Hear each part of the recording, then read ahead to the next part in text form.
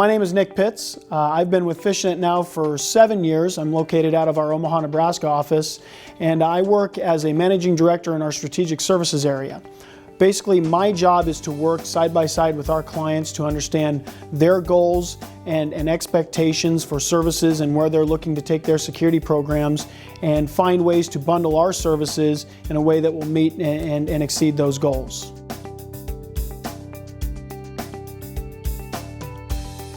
We continue to see payment card industry requirements driving security and compliance across retail space, but there is a slight shift underway in that retail merchants are being allowed to inject more risk-based decisions into their compliance strategies without impacting their overall compliance status.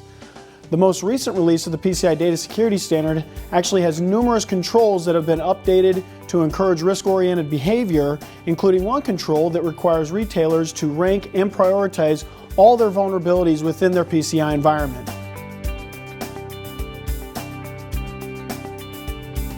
Many retailers continue to focus their efforts on compliance efficiencies and reduction of their overall compliance burden.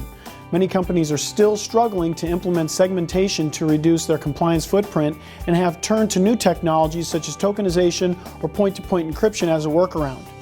In addition, there are a number of new technologies that are available out there, hardware encrypting technologies such as encrypting magstripe readers that retailers are using to position and drastically simplify and reduce their annual compliance workarounds without re-architecting major portions of their environment. That said, retailers need to understand that once the cardholder data is gone, they still have customer data that is being stored within their environments, and that data needs to comply and be secured via various state and federal privacy laws.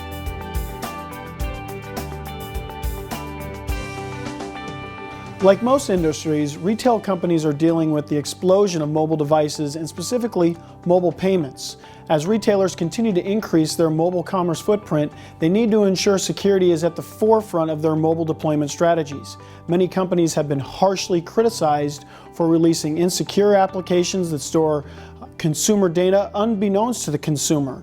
So building security into mobile development cycles is of the utmost importance so retailers can ensure that security is a consideration from the very beginning. We also see many retailers continue to expand their presence into the cloud.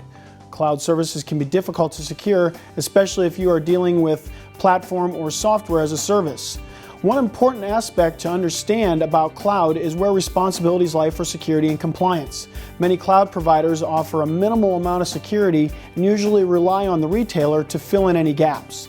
This can be especially confusing when a cloud provider has been certified as PCI compliant, but for only a small portion of their operations. These details are usually not available to the public, so retailers need to be diligent in understanding where the cloud provider's controls start and stop.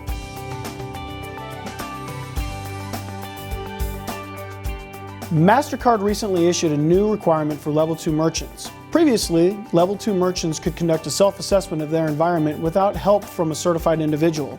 The new requirement states that Level 2 merchants now need to have at least one individual certified as an internal security assessor, or ISA. This is a certification that can be obtained from the PCI Security Standards Council. If a merchant forgoes ISA certification, they are now required to have a fully certified QSA assess their environment and fill out a full report on compliance.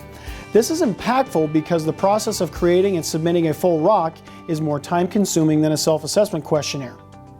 In addition, merchants and service providers are now required to have a program in place to assign formal risk rankings to newly identified vulnerabilities. This is a change that was introduced over a year ago, but was optional until July of 2012.